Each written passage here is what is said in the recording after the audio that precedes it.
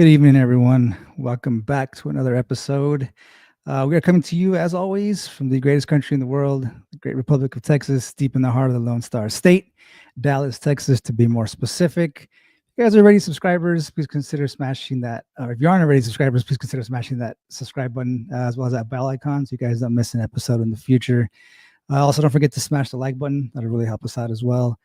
If you are on the go and want to check us out, as always, you can find us on Spotify, Google, Apple Podcasts, as well as iHeartRadio and Amazon Music at Truth Defender Podcast. If you guys love what we do, as always, please consider sharing the show with a friend, colleague, family members, all that good stuff. That really helps us out. Notice that a lot of the people that actually tune into this show aren't actually subscribed to the show. So, it doesn't hurt. Just smash that subscribe button down below. I would really appreciate it. If you have any questions for myself or our guests, as well as guest or topic recommendations, as always, you can shoot us an email at thetruthDefender1776@gmail.com. You can also follow us on all our social media, which we'll have linked in the show notes down below. X, Instagram, Facebook, well, not Facebook, I don't think anymore. Rumble, Kick, all that good stuff. We have all the links down below, as well as the link tree with links to everything from there. Hope everyone's having a great Thursday evening. Appreciate everybody stopping by, getting ready for the weekend. It's been kind of a long one. And we're pretty sporadic as usual. So we're coming back again with another show for you guys. So appreciate everybody sticking in there with us and checking us out again whenever we go live with these shows. It's kind of rough, work and kind of few and far between with shows, but we try to stay on this schedule as much as we can, but it gets kind of rough sometimes. But we're back again. So we'll have tonight going. We have next Tuesday as well with another show. So back to it as the week gets rolling next week. But today we have a great guest. We have Miss Christi Clemons Hoffman. Christi is the host of the Real Life Angel Encounters podcast on the mindbodyspirit.fm network. She's also a host on the Radiate Wellness Podcast. It's in its 6th year on the mindbodyspirit.fm network, dedicated to bringing thought leaders, authors, practitioners, and inspirational guests to radiate light, wellness, balance, creativity, and much more to an international audience. She's also a co-author of the internationally best-selling book, The Gap: Simple Steps to Reclaim Your Health and Reverse Most Chronic Diseases. Pretty busy, obviously, with all the podcasts and everything. We also have all the show podcasts and everything linked down below, as well as the social media, books and links to all that good stuff we'll have in the show notes for everybody as well. But without further ado, Miss Christi Clemons Hoffman, how you doing, ma'am? Good. How are you doing, Paul? It's nice to see you. I'm glad to be here. Absolutely. It's a pleasure. So we're kind of all over the place today. I know, kind of when we were getting started, before the show got started, I was kind of mentioning that I've been all over the place this past week, so I'm a little scatterbrained, but we'll get everything kind of rolling. It's been a kind of a long week, so we'll get everything kind of rocking and rolling. But I was kind of reading up on everything that you do, podcasts and books and all that kind of good stuff. How do you kind of make time for all that? It's pretty rough, kind of what I do, and I'm not even doing as much as you do. So, how do you find time to kind of keep all that going and make time to write books and all that kind of stuff? Well, I kind of go at my own pace, I have to say. So I'm not in a rush on anything. And, you do what you can with what you got at any given moment. I don't know how it all works, but it all does. Sure. No, yeah, absolutely. I was reading also as well in your bio that, you're a lifelong intuitive. I think I kind of had an idea of what that means, what that is, but can you kind of explain a little of what that kind of entails for you? Yeah. I grew up seeing ghosts. I grew up just knowing that there was more to what we experience around us, UFOs and cryptid creatures and all of those things. I knew things that, a kid shouldn't know, seeing energy and things like that. So there's just, it's always something that's with me. And it was only as an adult that I really learned what that was about and how to harness it. Right. Yeah. So I'm assuming that kind of set you up for, obviously kind of your later life path. But also I was looking at quantum healing hypnosis. Does that kind of tie in as well? Does that kind of I guess, come from the same seed as, what you were growing up with and all that? Yeah, absolutely. Quantum healing hypnosis technique is the technique that was developed by the late, great Dolores Cannon, the metaphysician. She's very well known. I'm sure your audience is familiar with her, but it's a technique that she developed over her decades-long career, and I have been practicing QHHT, as we call it, since 2016, and I'm a level 3 practitioner. There's, I think, 53 of us in the world at that level. So it's something that I take very seriously. It's something that I do, as this is all of this, the books, the podcasts, the hypnosis, Reiki. I'm a Reiki Master and an intuitive. All of that is my full-time gig. Right. Yeah, absolutely. So, I mean, you're based out of Kansas City, right? Mm-hmm. Yeah. Yeah. So is I guess, I mean, I'm from West Texas, so I'm in Dallas now, but originally born and raised in El Paso, which is way, way West Texas on the border. Hotbed for everything kind of paranormal. You're right there on the Rio Grande, so ghosts and all that kind of stuff. The town's pretty old, so it goes back a ways. But Kansas City, is there pockets of kind of paranormal kind of things that go on there? Is it kind of known for that kind of stuff out there? Yeah, there have been some pretty significant UFO sightings. There have been a couple of flaps of UFO sightings over the years. There is also a flap of Bigfoot sightings near Swope Park. I'm in the middle of Kansas City. Swope Park's a big kind of urban park, acres and acres in the Kansas City area, and it's not terribly far. And there are Bigfoot sightings there. Also Mothman sightings. And there are many haunted locations in Kansas City. Parts of our town are much older than others. There was a major Civil War battle. The Battle of Westport happened within walking distance to my house. And my house, in fact, is quite haunted as well. So yeah, there's a lot of activity around here. Right. Yeah, no, it's kind of funny, I guess, certain areas of the country. I mean, I'm sure it's the same all over the place, but you just kind of, when I hear Kansas City, I guess, I've never been there, so I wouldn't know, but you just kind of don't kind of think of Kansas City when you think of kind of paranormal stuff. But I mean, I'm sure every place has their own, kind of deal there. So it makes sense. Yeah. And there are several major religions that have headquarters here. Unity is headquartered here. Trying to think what else. I should know this off the top of my head, but I don't. But there are several places. Oh, there's a huge Mormon group here, and a big site for them as well. Joseph Smith was jailed not too far from here. So I mean, there's been a lot of activity here throughout the centuries. Right.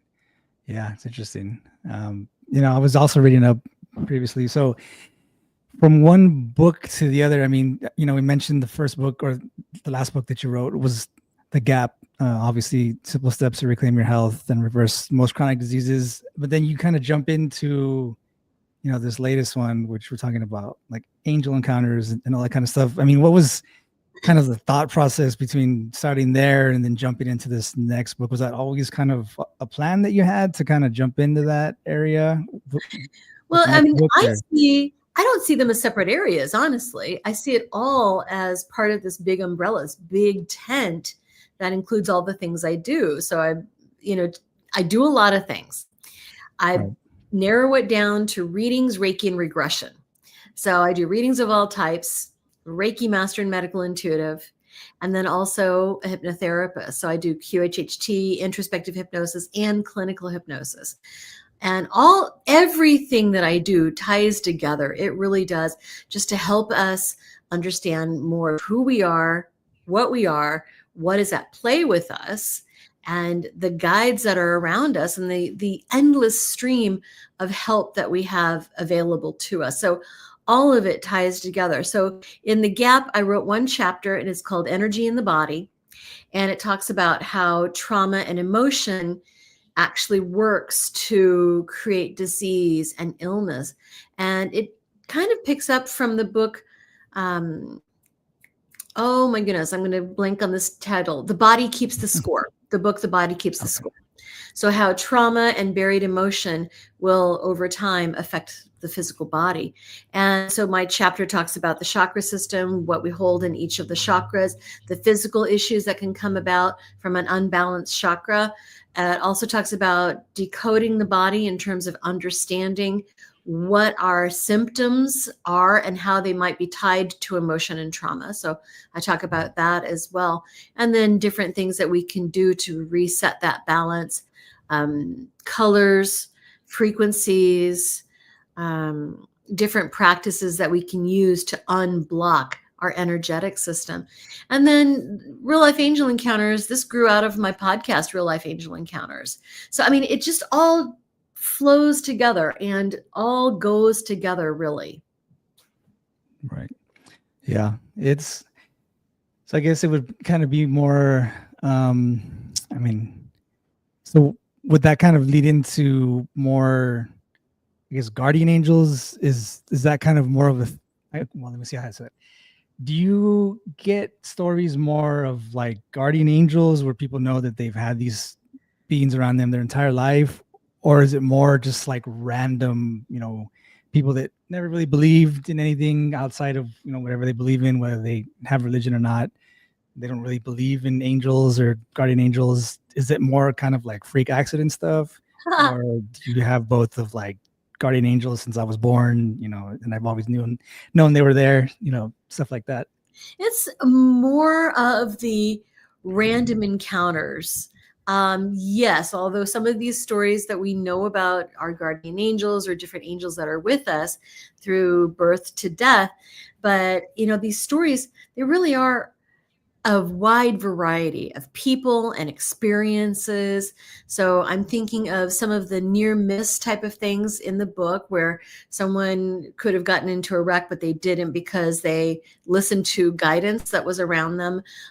People who've had feats of strength that happened when they need it most, and they felt like they were helped by some unseen force. There are stories that came from the news, which was kind of random, but happening to a big group of people, like the butterfly people in Joplin. There was an EF5 tornado in 2011 in Joplin, Missouri. And afterward, there were these beings that mostly children saw that helped everybody to be safe and be protected. So there are some, kind of group sightings. So it's really all over the place because, the whole point of the podcast and the book is to let us know, cue us in to all of the different things that can be around us and all the different ways that we can be helped. We don't have to be believers. We don't have to be religious. But when we recognize that all of these things can and do happen to us, then we can be even more aware and watch out for the miracles that happen in our lives because there's so much help out there for us. Right. Yeah. And that was also, you touched a little bit on kind of my next question as well. Like, I've only ever heard of, kind of guardian angel type stuff. Well, not typically, but you kind of usually hear about guardian angel stuff with people that are more, I guess, religious on that kind of end, that, they kind of believe more in that. You hear stories about, Muslims or Buddhists, whatever, converting to Christianity, they see Jesus, all that kind of stuff. But does that typically happen as far as these encounters? Do other beings show up to them, to other people, specifically if they're like a different religion or they have no religion or, stuff like that? Yeah. Oh, absolutely. They, these stories do run the gamut. And these stories can be ascended masters from all types of traditions, religious traditions, philosophical traditions, Buddhism, Islam, Christianity, of course. And really only 2 angels are named in the Christian Bible, and that is Michael and Gabriel. So all the other archangels all of these beings are equal opportunity, if you understand what I mean. They're all equal opportunity. Right. They're available to all of us. Mm-hmm. Yeah, no, it's definitely, you see I guess kind of more, I mean, I never really hear any kind of stories. I used to live in the Middle East for a while. You hear, kind of whatever, the beings that they believe in, stuff like that. A lot of the people out there obviously belong to Islam or, something like similar out there. A lot of Buddhists out there, like in Asia and stuff like that. So you only hear kind of, beings that kind of belong to their religions and what they believe in. So it's kind of a weird, somebody like in Afghanistan or something that sees an angel, they probably wouldn't speak about it, but it's always interesting to hear, where the crossover is, if any, because you just, kind of don't really hear about it that much. So, well, and I've got a theory about that, Paul, is that, to have these experiences, we need to know that is in our realm of possibility. So we have to at least be open to these type of things. And I find that whatever tradition that you were raised in, that's what you're going to be more familiar with. And the lore and the legend and the writings and the religious documents, spiritual documents of those cultures. So that's what you're going to be more open to and more aware of. But I think there are other beings that can help us that we might not be as aware of. And that this is a lot more common than we would think, that we just need to open our eyes and open our minds to it, as a matter of fact. Right. Yeah. It's always interesting. I've always had this kind of thought as well. I mean, obviously we only typically hear about like the good stories, right? So like maybe my guardian angel helped me get out of a tight spot, or they help me avoid certain kind of dangers. But I mean, does the inverse happen? Is there stories about maybe somebody's seeing demons or something on the other end right before they, somebody dies or something bad happens?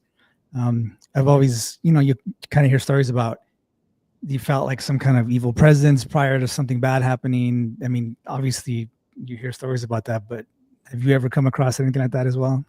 Personally, I have not, because I try to keep my mindset open and on the positive side. So, anything that's going to be negative, I think just kind of goes around me, because it's not that I don't believe it. It's just that I don't really allow it into my space and into my energy.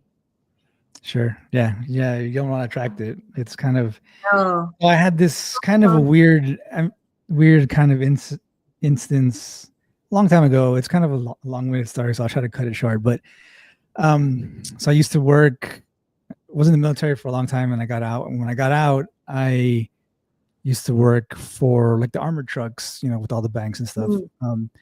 So I had a run on the weekends. We're supposed to get out early, but we didn't. So we kind of got stuck doing stuff late. And the partner that I had at the time was on the truck with me, and he was trying to go home early, wanted to go see his kid. He was divorced, and like him and his wife, ex-wife, weren't really cordial, and she was like, you need to be here at this time or else you're not going to see the kid, which was kind of messed up, whatever. But we got into an accident while we were on our run. Obviously we had to wait a long time. Then they had to come replace us, and I had to leave because I got sick of, something else.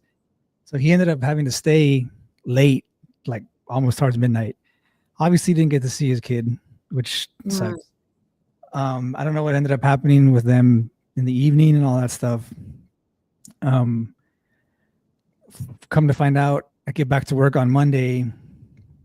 And the guy ended up committing suicide. Not sure if it was anything to do with that. In my mind, I always thought that it had something to do with what happened with us then. The night that happened, that I went home sick, I was violently ill, throwing up, bad headaches. I was in bed with sweats. It felt awful, like I was going to die.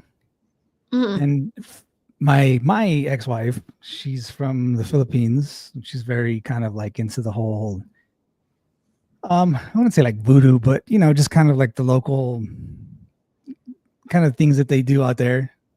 So they have a lot of superstition and all that kind of stuff. So she was telling me like that he was probably cursing me like before he ended up dying. So there was like this whole weird energy that night, the next day, and then Monday when I got back to work, like I found out that all that happened on that Saturday night when I was like very sick. So I had always thought that there was something related at that time, which just kind of always stuck with me. So I mean, I still think about it often, kind of what happened, but it all definitely ties in, which is kind of a weird one. But that's definitely on the negative side of things. But it is. I don't know, Well, no doubt that it was related. Well, and it could be your intuition was picking up that something was terribly wrong with this guy.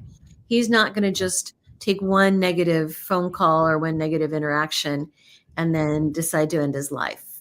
This was probably coming for a while, and you may have been intuitively picking up that energy. And we are affected by other people's energies. You pass somebody who's very, very angry, and that affects us. You walk into a room where there'd been a tense, heated argument. You could feel it. And so you may have been picking that up. Yeah. Yeah, it was definitely something. I mean, we didn't really know each other all too well, but it's just kind of like one of those things where I kind of knew what was going on throughout the day, and I could hear him arguing on the phone and stuff like that throughout the day. And I was like, we got to get through this quick. And then all that happened, and it definitely left some kind of imprint on me there. So, I'd like to think maybe I was just kind of tapping into something, not necessarily that he was cursing me, as he died, but stuff like that. So, Right. Just kind of being around him that whole day and everything that was going on, it was pretty rough. So Yeah, you were probably picking up his energy. Yeah, and that can certainly happen. Yeah. I mean, it's definitely, I've had instances where you just know that you have kind of bad, I guess, juju with somebody that you always argue with or whatever. And then that they're like going to be around you at a certain time. You just get like that anticipation of like, oh, here comes that that one person. And then when they walk in the room, everybody's just kind of like tense, and it's just an awful feeling. I definitely had that before as well. And everybody's got their own path. Everybody's got their own lessons that they're learning. So I try to just be kind and be accepting, be loving, be open to wherever anybody's coming from, and not, engaging with that. Right. Yeah, it's definitely hard. It's definitely hard to I guess kind of nail down or interpret, kind of the experiences that you have. I mean, another thing kind of going off of that, I mean, how do we kind of tell, if at all, really, that what we're dealing with is kind of a real angel or not? Because obviously you hear stories about demons pretending to be loved ones or people that and then they try to come back and trick you with stuff. But I mean, is there really any real kind of way of knowing that what you're dealing with is something on the good side of things, or is it just kind of up for interpretation, really? I really believe in the power of our intuition and our gut feeling. We tend to know if something is positive or negative. We tend to sense if something is uplifting or tearing us down. And so my advice to everybody, when we're opening ourselves up to, this kind of intuitive realm, is what we're perceiving positive? Is it helpful? Is it uplifting? Is it not flattering, which might sound a little strange, but flattery is only manipulation, right? Is it helpful? All of these things, right? So if it is, why not trust it? If something doesn't pass that sniff test, then, let it go right on past you. So I always gravitate toward the positive, the uplifting, the helpful, rather than something that's not going to be those things. Yeah. And you can generally feel it in your body, right? We get the truth bumps when things are like in a positive direction, or hitting our truth. We'll get those truth bumps. We may get, I love Indiana Jones movies. I love all action films. And so Indiana Jones always says, I've got a bad feeling about this. We need to trust those bad feelings. We need to trust the good feelings. And, all of the stories on real life angel encounters, both the podcast and the book, are of these positive interactions and things that are going to save our bacon when we need to have our bacon saved. And to be uplifting, and they're going to be powerful. They may be out of the blue, but they always feel good and they always feel uplifting. Right. I hope that makes sense. No, it does. It's definitely, you definitely attract, what I guess what you're kind of thinking or feeling. Yeah, what you're putting out there. It's out there. It comes right back to you, doesn't it? It's like you're a magnet. Feels like that sometimes. Yeah. Like you're a magnet. Yeah, it's definitely. Yeah. Yeah, you're going around life with hate, with prejudice, with misogyny, racism, xenophobia, any of those things. Guess what? All that's going to come back. But if you're out there and you're espousing love, you're accepting people, you are letting people, like let them be themselves, right? We're expecting good and we're expecting positivity, that's what we're going to attract back to us. Right. Yeah, it's definitely something to think about. It's you try to put out all the good thoughts and out there into the universe, and hopefully you get a little bit of something good on the way back as well. So yeah, it's always good to kind of, I guess, it seems like it's like a it's like a trivial thing, but for the longest time when I was a bit younger, I'm gonna be 40 this year, but when I was younger, thank you. So like, when I was younger, obviously on social media, it's kind of one of those, people on Facebook and Instagram and stuff, you kind of hide behind, I guess, the internet of things. And a lot of people just kind of making fun of each other online and saying really bad things about each other. They feel, obviously you can't see each other. And that kind of what I used to do as well. I'm going to admit, I'd kind of be on there, not necessarily like singling people out, but I'd kind of read people's comments and I'd have to be the one to like rebuttal something. Like always. And like over the past year or so, I've really started catching myself when I see something online. I'm just like, I'm going to respond to this person, and then I'll write something out and then I'll stop and I'll read it over and over and over again. And then I think to myself, like, do I really want to do this? Like now, do I want to go down this road? And I'll end up deleting everything and just keep moving, like just keep moving on. Like, don't even worry about it. So this year, I think I've kind of concentrated on just not caring about any of that stuff anymore. Just I've caught myself so many times. I'm like all the way down writing paragraphs about things that I'm heated about. And then I'm just like why? Like, it's not going to do anything. Nobody cares. You're not that important. Just erase it. And I just erase everything and keep going, whatever. It's not a big deal. I would take that a step further. Maybe it's like writing all the stuff out and then stopping yourself and going, is that really the energy I want to put out there? Mm-hmm. Is that really what I want to bring back to me? Is that energy that I'm putting out what I want to have returned to me? And probably not. It sounds like you're on a big growth spurt, by stopping yourself and realizing these things and realizing, wait a minute. Is that how I want to show up? So draining, because I noticed that it's not just the first interaction, but then they'll come back and then I start again with another one. And then it's just back and forth for a couple of days. And it's just so exhausting. I have so many things to do. I don't even do a lot of the things that I need to do at home or at work. So I'm not going to be arguing with somebody I don't even know. They don't know me. Like, we'll never meet. Like, it's, it's like, why? It's just not important. It's in the grand scheme of things, it's just not important. And people you'll never meet, right? Why not spend time with the people that you actually know and who actually love you, and rather than someone who's got some sort of axe to grind that you don't know what their axe is that they're grinding, but they're mad at something. They're not mad at you. They're mad at, their dad or their life or their spouse. It has nothing to do with you. So I always like to look into what the positive impact is rather than the negative impact. Now, none of us are perfect, right? We can easily buy into that type of stuff, but how does it feel when you do? That's my measure of it. Yeah, it's just a lot of anxiety. It's just, right. writing something out and anxiety. Yeah. It creates, I'm sorry, what's that?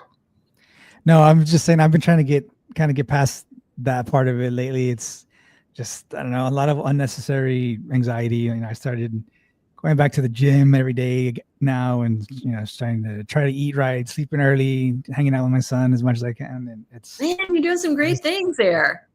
It's just a lot of better things to do. Yeah. Oh yeah. So much more enjoyable things to do than to get mad at everything. Yeah. So I mean, I guess one of like the other kind of, I guess, good and bad things that I was kind of thinking about. So I used to listen to, I don't know if you're familiar with him. He was a priest a while back, a pretty famous one.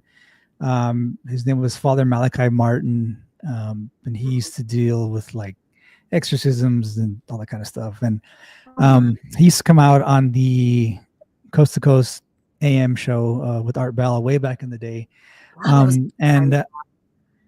Yeah, those great shows. And so he used to talk about what he would call the perfectly possessed. So he could walk down the streets of New York where he was, just look at people, and he could just tell that, there was something off about them. And these are people that would make pacts or deals with demons or the devil or whoever. And, they were just at peace with what they had done. They were just perfectly possessed, no issues.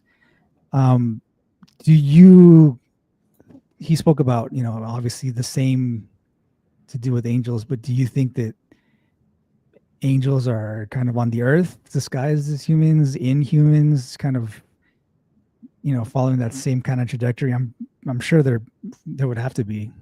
Oh yeah. Now, are they actual angels? I do believe that we're all spiritual beings anyway. So, anyone that you're going to see is going to be a spiritual being. Are they the definition of an angel? Maybe, maybe not. But I do believe that even if they're not an angel in human form, they could be sent or nudged or encouraged to be at the right place, the right time. I've done a lot of these interviews about the book and about the podcast. And I often get the question of, who are these beings? Where do they come from? I'm of the mindset that, does it really matter? Does it matter? We're having positive interactions. We're, having these near miss events happening, that we avoided an accident, we avoided something. We're having these synchronicity events. We're having these miracles show up in our life. Does it really matter where it's from? So I have a pretty laid back approach to all that. My umbrella is very wide. I've got a big tent that all of this, if we look at it, is it positive? Is it uplifting? Is it helpful? Then, does it matter where it comes from? Now, there is a quote that I love, and it says, this is in my book, Real Life Angel Encounters, real stories of real people who've had miraculous encounters. There's a quote that says, you can look at things in one of two ways, either that nothing is a miracle or everything is a miracle. You've probably heard that quote before. So, we can look at different things. Oh, that's just a coincidence. Oh, that's wishful thinking, whatever. Or we could look at it as, was this positive and uplifting? Yeah. Why couldn't it be an angel? Why couldn't it be miraculous encounter? And the podcast and the book are just full of these stories of things that are helpful, uplifting, come out of the blue, and overwhelmingly positive. Overwhelmingly. Right. Yeah.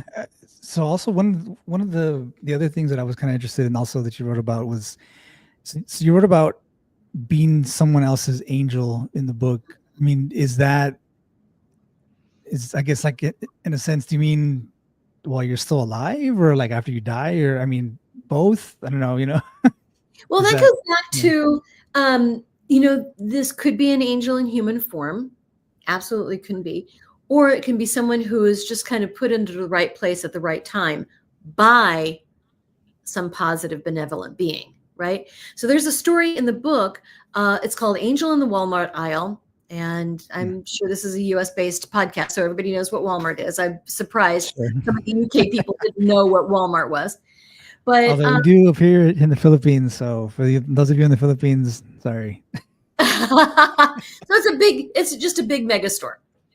And there was this woman who she was running late. She's a busy mom, has to make it to a meeting at her kid's school for like some fundraiser or something. And she's going to stop by this big store and pick up some craft supplies for this meeting because they were planning something. And she was on a time crunch, and she shows up to Walmart. It's like, I'm going to run in. I know exactly where it is. I'm going to grab my stuff and I'm going to go and I'm going to make it to the meeting. Well, there is a woman in the craft aisle who said, hey, I know you must be busy, but do you think you can help me with something? And this caller, Erin, she said, sure. What can I help you with? She just felt that she needed to help. And she couldn't really explain why or what it was that was saying, you need to stay and talk with this woman. But she helped. And this woman said, this is my first Thanksgiving without my husband. And I want to do something special for the centerpiece at the Thanksgiving table. And I just need help to choose some vase fillers to make the centerpiece. And so they had this beautiful interaction. Erin said, I knew that there was no place else I needed to be. That is where I needed to be in that time for this woman who's grieving and missing her husband. And at the end of this interaction, this woman said, you are my angel. And she really meant it, that, Erin didn't have to stay. She didn't have to stop. She could have said, hey, lady, I'm busy. Find your own stuff. But she didn't.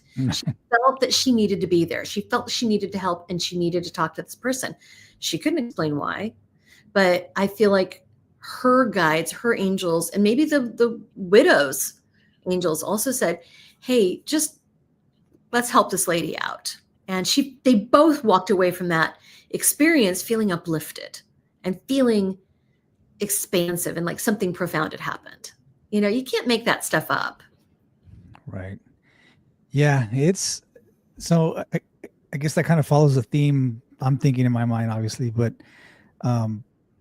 so, one of the stories as well in the book was that the woman that sees kind of like a blonde angel in overalls. It might have been like a miscarriage, which kind of what I was understanding, and it might have been something like that. But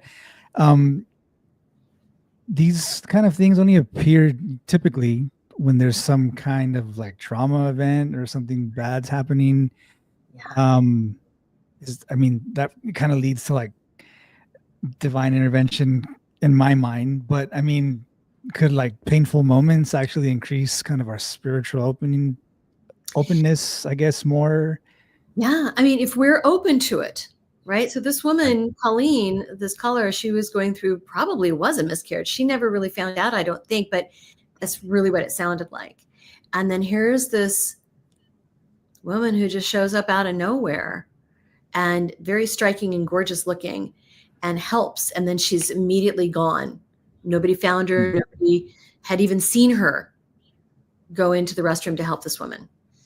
But I think that type of thing can be someone is showing up for us in our time of need. And, all of these stories, there is some precipitating event, right? The widow in the Walmart aisle needed help. She needed to make a human connection with somebody to help her. She was feeling alone, right? Colleen having a probable miscarriage, had this angelic being. I don't know how else to say it, because this woman was very striking looking, showed up for her. Mara in the book had this big heavy door with a mirror fall over on her, and she just felt like someone was helping her pick this thing up and set it back. And afterwards she said, I tried lifting it, there's no way, but she just like whoop, whoop, whoop, lifted it and put it right back. So yeah, these stories of people being in need and someone will show up, something will happen, they feel this shift or change happen for them. And yeah, that's very common. Why would something miraculous happen if your life is going hunky-dory at the moment, right? If everything's awesome, you don't need help. But when you need help, it can show up. Yeah. Yeah. It always definitely seems to be, whenever somebody's having problems or they're about to die, obviously like the near-death experience is like a huge part of it. that seems to be like more of a theme as well that I kind of noticed in the book as well. But I mean, near-death experiences, I'd be curious to kind of get your thoughts on, near-death experiences prior to hearing a lot of these stories. Does it kind of make more sense after hearing, kind of everybody's, I guess, to me, it'll always be kind of like a divine intervention kind of deal. That's just, I'm Roman Catholic, and that's just kind of where my first thought goes to. But I mean, did you have one kind of thought about near-death experiences that it changed over time after hearing these kinds of stories over and over again? No, not at all. I always believed in the near-death experience. And in a way, it's kind of proof, because all of this stuff that we're talking about here is kind of theoretical. It's like none of us really know for sure, like until we die and we're on the other side and we can say, oh yeah, this is true and that is true and this is true and this is what's going on. None of us know for certain. There's a lot of speculation out there, right? But near-death experiences, people actually come back experiencing the other side. And then everybody who has these experiences comes back profoundly changed, right? So there's some stories in the book of people who've had these near-death experiences. They come out of it knowing how to paint and feeling like they have to paint their experiences, the angels they saw on the other side.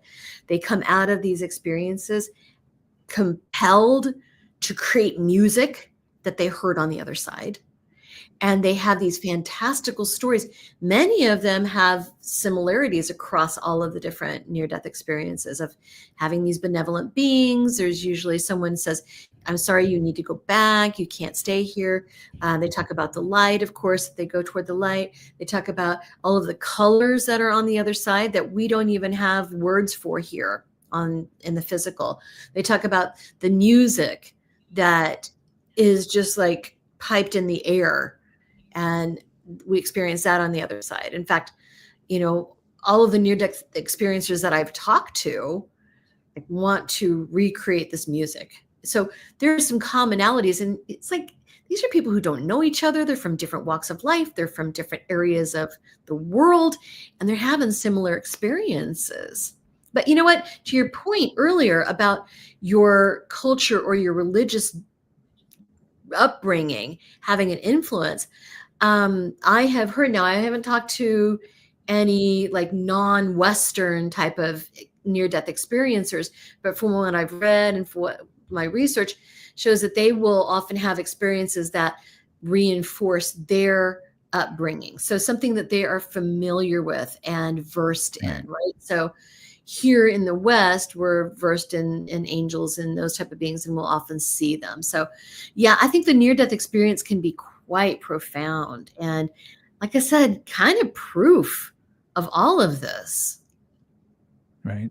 Mm-hmm. Yeah, it's the NDEs are kind of, well, I'd say recently I've been a little more interested in near-death experiences. We had a gentleman on way back when. His name was David Ditchfield. He's near-death experience. Yeah. So he talks about his story, which is crazy, just getting run over by a train and all that stuff. And then when he came back to, like, now all of a sudden he writes like symphonies and he could play music that he never could and paint and all kinds of stuff. And it's like, what? It's like the craziest thing.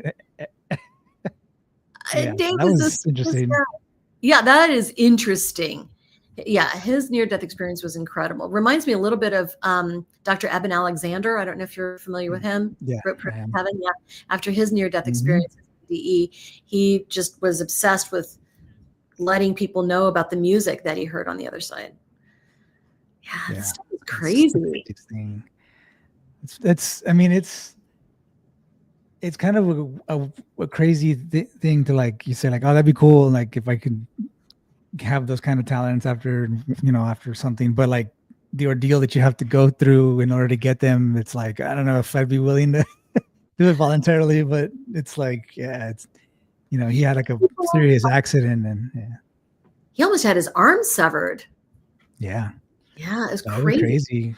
I spoke to him like way back when, and the whole story was wild, and we kind of talked back and forth here and there, like, on Facebook and stuff. He always kind of lets us know what he's up to and his new art and stuff like that. So it's a great story, but it's just kind of crazy. Like when you first told me about it, I was like, wow, it's intense. It's intense. Yeah. Yeah. But people come out of these experiences and they're profoundly changed. They have, like Dr. Eben Alexander that I was talking about. I've had him on my Radiate Wellness podcast, and he wrote the book Proof of Heaven. And before his NDE, he was an atheist. He was like, the scientific world, that's the only place to be. And then after his NDE, he's like, I have to let everybody know about the afterlife because this is huge. And it's a huge thing we all have to know about. So yeah, he was a believer after that. Sure. Yeah. It's you usually have to go through something pretty intense. I mean, for a lot of people, it doesn't really kind of move the needle like either which way. I know people that, almost died or whatever, and they say things like, oh, I didn't see anything and nothing happened to me, and they're still just kind of carry on. So it's definitely odd to see what the difference is between people. Maybe some people kind of grow up believing in certain things, or like they're religious, and then when they get older they don't anymore, and this is kind of a way to bring them back into the fold, so to speak, and just try to reconnect. But other people that it's just like, no, nothing happened, I almost died but I didn't see anything, and then I was just awake, and it's like, oh, okay. So yeah, it's just hit or miss, I guess. Yeah. I have to credit my parents for giving me an open mind, because my dad was when he was a teenager, he wanted to be a minister, and he liked booze and women too much to do that. So he was a great guy. My dad was a great guy, but he considered himself an atheist for years. And then he just thought, I don't really know. So I'm more agnostic. So he never really stressed to me any certain way of thinking. My mom too she was really into the Unitarian Church, which is very humanistic and very philosophical based. So I was raised mostly Unitarian. Also Unity, which started here in Kansas City. It's a worldwide movement that talks about, like our theology is basically that our thoughts create our reality, and that God is present and good and everything everywhere. And so everything is God. And so these two parents I grew up being open-minded, embracing the divine in everything, and just questioning, why not? Why couldn't that be? Why couldn't that happen?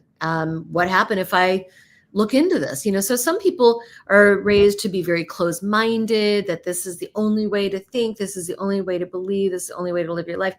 But then when we open that up, there's so much more that can be really profound.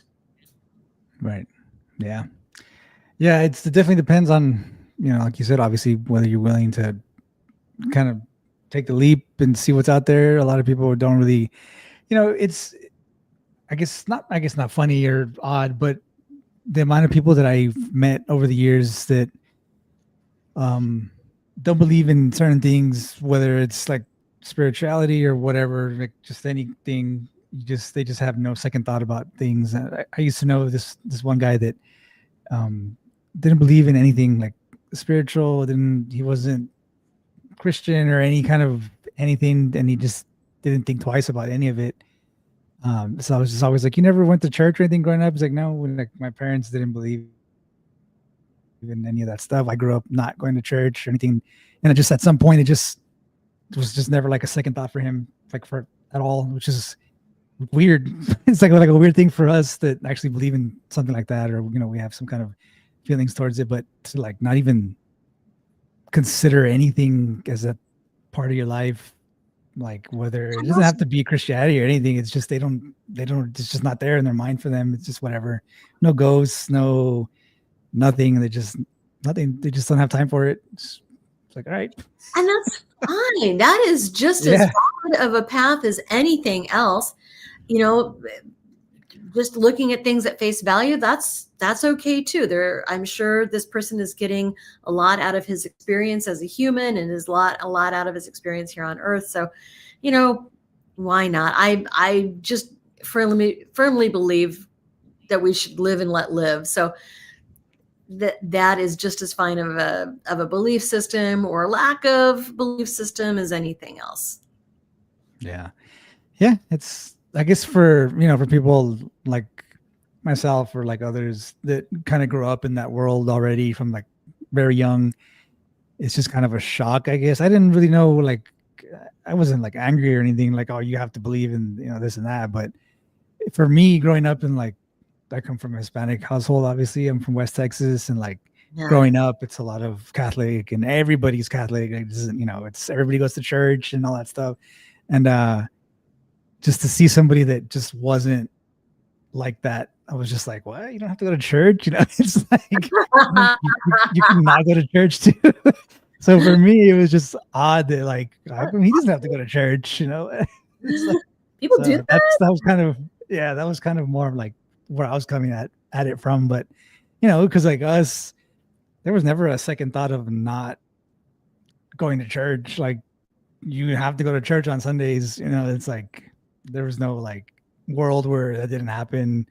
Like any kind of possibility where you just like, oh, we're not going to church this weekend. It's like, what? Everybody goes to church. So yeah, it was weird, but it's all good. What's funny is like my grandparents, my paternal grandparents wanted me to be Christian so much. And they took me to vacation Bible school, and they took me to the Stony Point Christian Church with them. And my grandpa was a deacon. My grandma was a church lady. She made cakes for all of the weddings in the church and everything.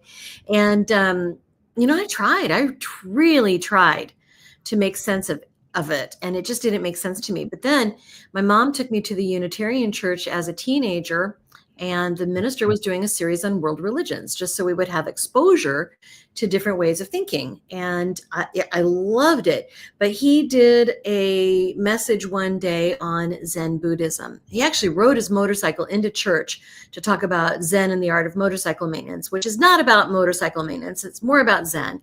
Anyway, he's talking about Zen Buddhism, talking about the cycle of karma, of rebirth and death, and all of a sudden I just thought, this makes sense. This makes so much sense. And it just opened up a whole new possibility for me. And now I embrace all of it. Huge fan of Jesus. I talk to him all the time. Archangels, all of it, ascended masters. It's like, I really credit being brought up to have an open mind with being open to all of this, to everything. Know that it's all part of God. And I love that. Yeah. Yeah. It's nice to have something to believe in, kind of look forward to, something to strive to be. You want to be a better person. There's no better, it's, something to strive towards. It's always something to have, good to have a goal in mind.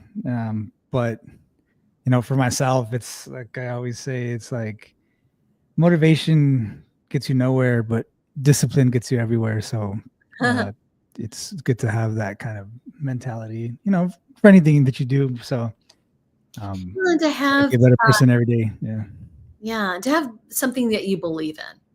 So, you were talking about a guy who like didn't really believe in anything, and I would just kind of question what that was like. But I know that it's just as valid as anything else. But just, having convictions and having things that you believe in, I think is so helpful. Yeah. Yeah. It was just strange coming from where we came from and seeing somebody like that. I mean, he was a good guy. He was, as far as guys go, but, I'd never really kind of lost touch and never really knew what happened over the years. I don't know. I hope he's out there somewhere. He's all right. But it was all right. It was just kind of, I guess, odd just growing up, how we grew up and seeing somebody that was completely different. And, the culture shock. I mean, he was from where I was from. It's not like, he was from another country or anything, but like, it's just weird. Like, there's people like you out there that don't have to go to church. I have to go to church every Sunday. But it's like, yeah, so that was fun, but yeah, it was cool. He's a great guy, and his family was cool and all that stuff, but had other things that were kind of going on in their lives, but it's just odd. It was just odd for me. It's just different. Really, yeah. It's just different for kind you. of growing up.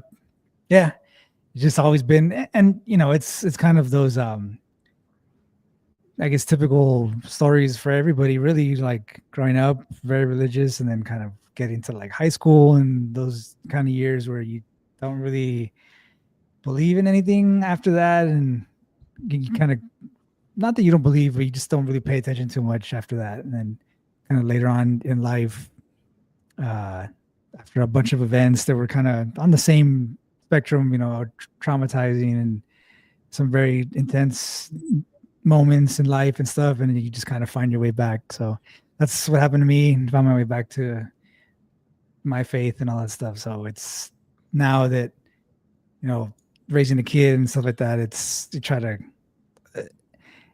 of a weird circle that I don't want to repeat.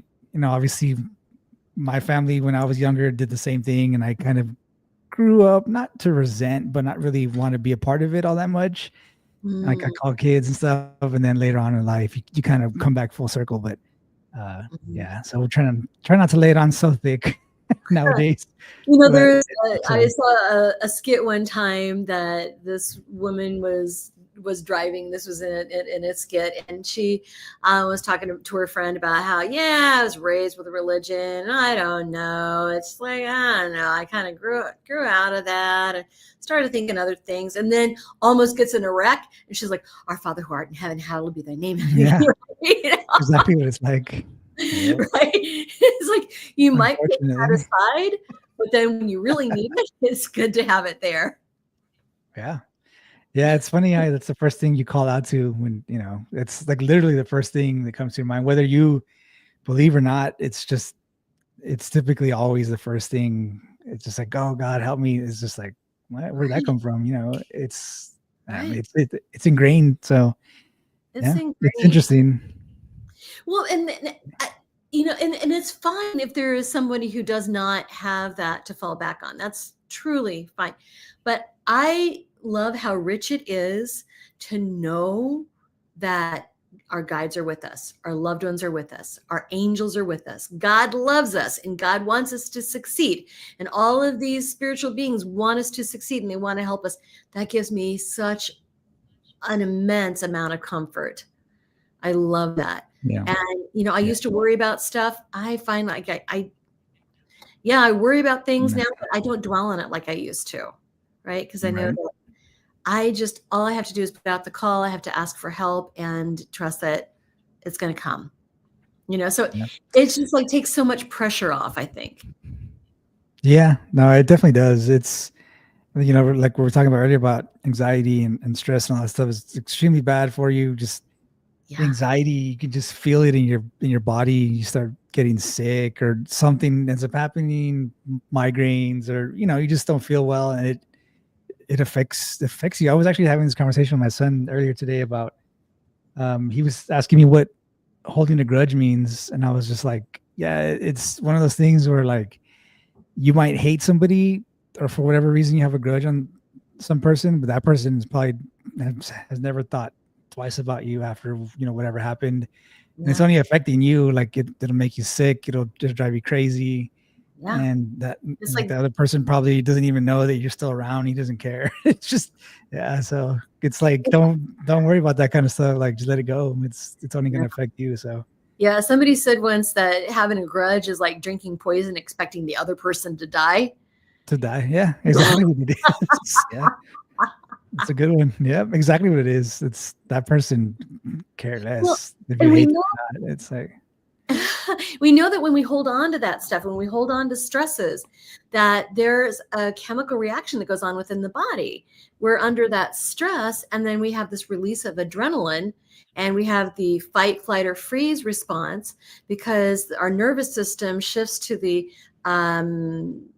sympathetic nervous system that puts all of these things into motion. It's physiological. The vagal nerve shuts down and our energy is shunted to our extremities so that, to protect the core, our vision narrows, our hearing, all of these things. It's a whole thing that happens when we're in stress. And we have release of adrenaline. After a while, our adrenaline runs out, and then we switch over to cortisol. Cortisol in the body will, over time, give us inflammation. So it's this chronic stress. And the thing is, these stress hormones that are released in the body, it takes about 24 hours for them to cycle through our body. So when we're under stress Monday, Tuesday, Wednesday, Thursday, every day, our body does not get a break. We're under that stress, and the vagal nerve is not fully functional, and our bodies are just flooded with stress hormones. So learning to let things go. You were talking about, in social media, not getting yourself worked up over responding to things, right? Because that just creates stress. Over time, that stress is going to affect our body. And that's what my chapter in The Gap is all about. How our energy system is affected by survival, questions of survival, questions of trust, questions of our, our sexuality, questions of our personal power, questions of our love and compassion, our integrity, all of these things that we can have physical repercussions from holding on to those stresses. So we want to make sure that we just release things as often as we can. Sorry to get on my soapbox about that, but no, that's good. No, it leads me down, kind of our last topic here. I don't want to keep it too long. Appreciate your time today, but so you kind of ended the book there, kind of, mentioning that people should be kind of working with your angelic team, kind of, so to speak. But I mean, obviously there's one thing if people don't really kind of believe in that kind of stuff, but I mean, what would you kind of recommend? Is praying, reaching out to something beyond yourself, kind of speaking into the void, asking for help? I mean, what is kind of the kind of game plan there for people to kind of get more in tune with that kind of stuff for them? All of the above. So recognize that we're not alone. Recognize that we've got this unending stream of assistance that's available to us. Recognize that all the things that we see in the physical world are not necessarily what they seem to be. And always know that God is behind everything, and God really wants us to be happy and to be loving. And that's the true nature of things. So we can ask for assistance. We can ask for help. Think about all the people around the world who are praying to Jesus at any one moment. And Jesus can help all of us at the same time. All the people who are praying to Buddha, to Mohammed, and to Allah. We have this, I don't care what you call it. They don't care what you call it. But we have this unending stream of assistance that's for us. And so we can work with that. And just know that really the true nature of things is love. That's what Jesus always talked about, is love.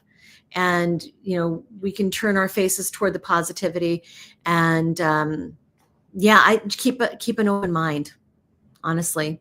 Right. Yeah, that's the big one. Keeping an open mind.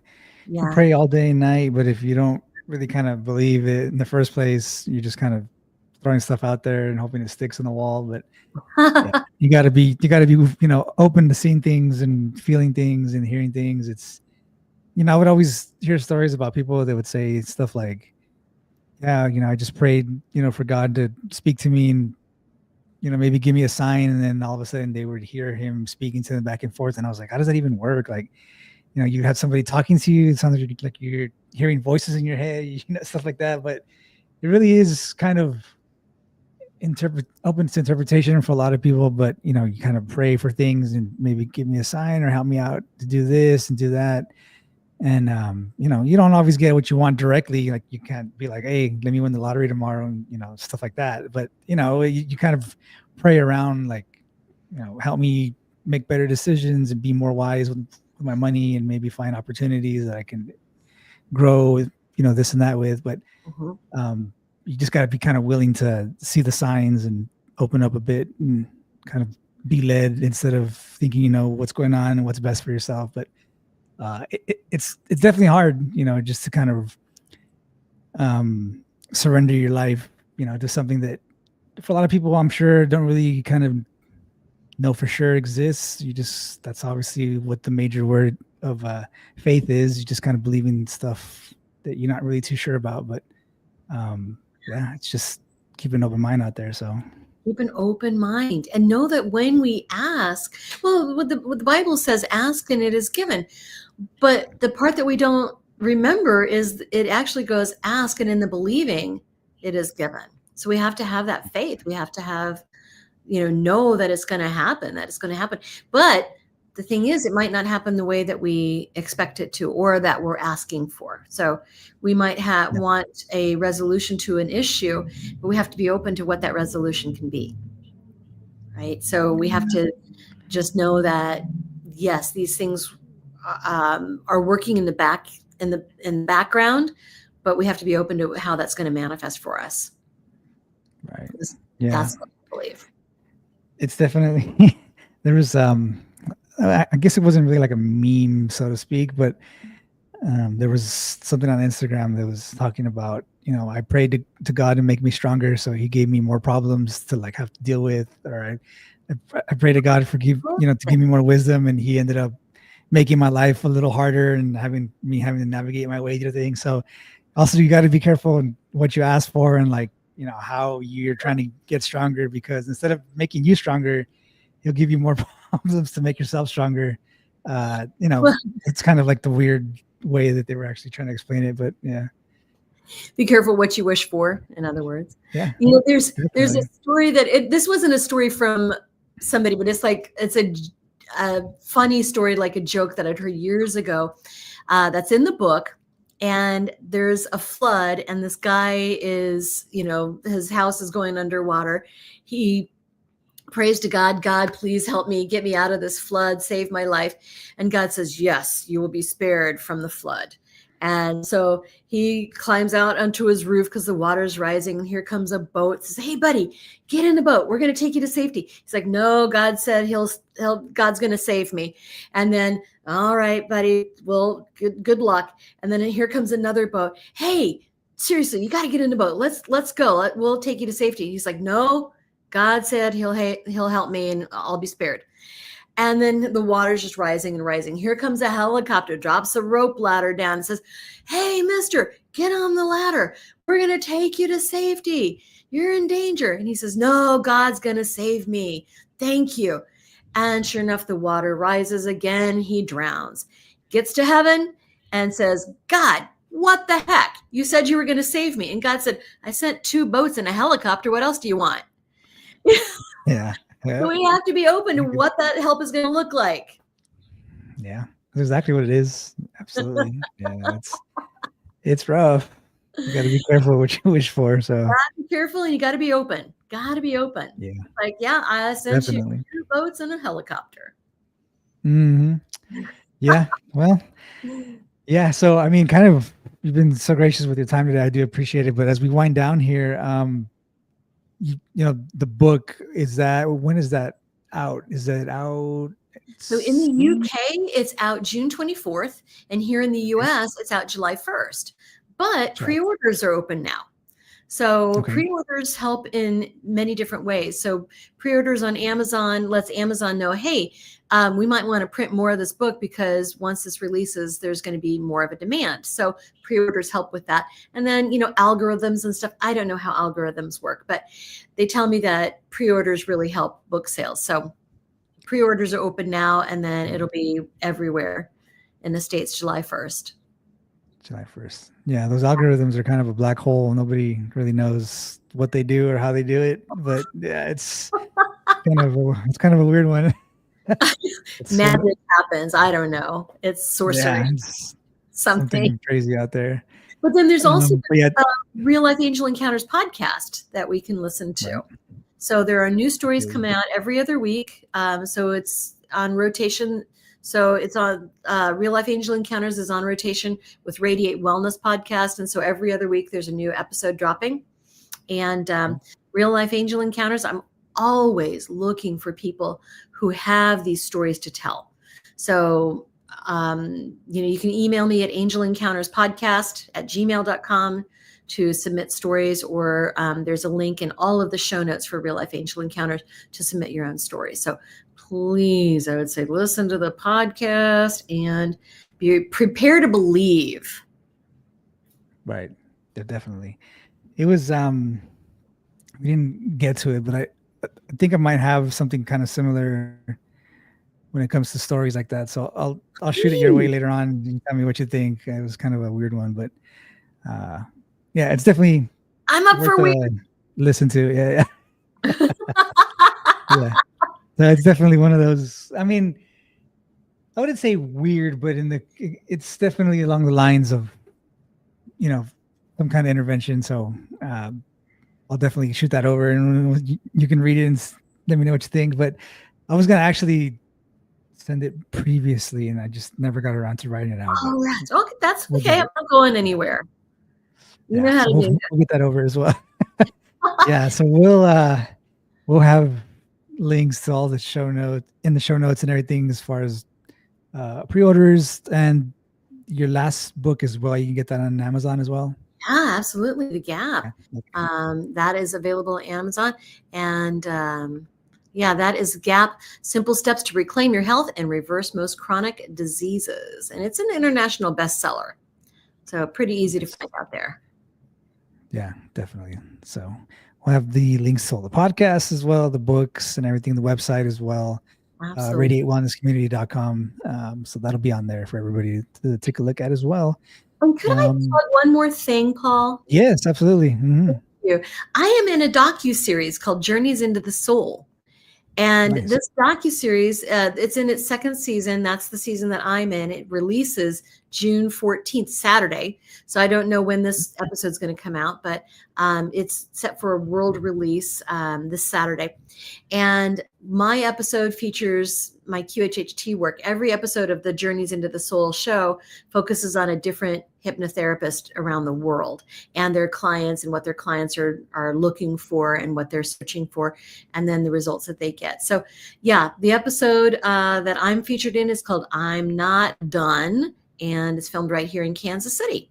So that's available at journeysintothesoul.com for download. And then it's going to be on Gaia TV as well. Season 1 is already out there on Gaia. And then it's also going to be on Amazon. Great. Definitely. Yeah. So that's definitely interesting to take a look at. I'll be watching that as well. Shoot. It's always fun to take a look at those kinds of things. So we'll have that everything linked as well. So absolutely. Yeah. So I guess kind of another thing we do here is, kind of message to the world as we let go of you here today. Any kind of inspiring words to everybody out there, or just things to be looking out for? You're never alone, and you are much more than what you think you are. Awesome. Definitely something to take a look at and ponder on for everybody out there, trying to find purpose out there in the world, especially during these crazy times. We all kind of need to take a step back and reevaluate and take stock of what's important to us and kind of lean into that full speed ahead. So, any words of encouragement? Yeah, definitely.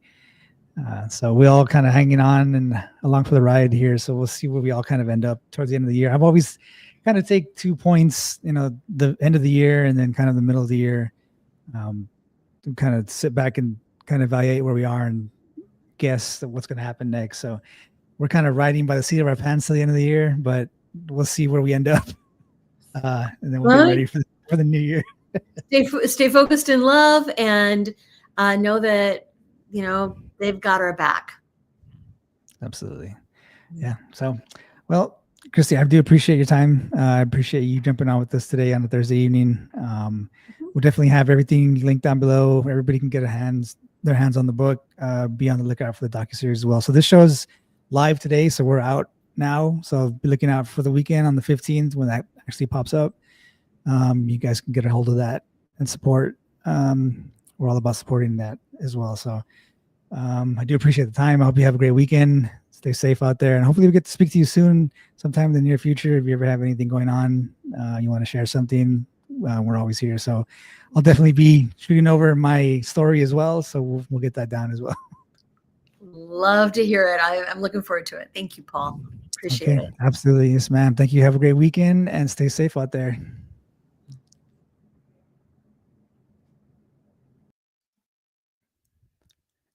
All right, everybody. So that wraps up another episode for this week. Definitely interesting, guardian angels and all that kind of stuff.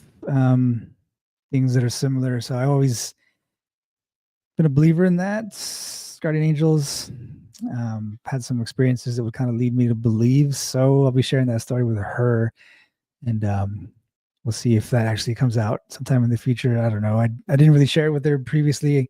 I wasn't going to say it on the air either. So it's kind of one of those little more on the personal side. So we'll eventually get it out and see what she thinks. And maybe one day I'll let everybody know kind of what happened. But yeah, appreciate everybody checking in this week. Like I mentioned, we'll be back on Tuesday with another live episode.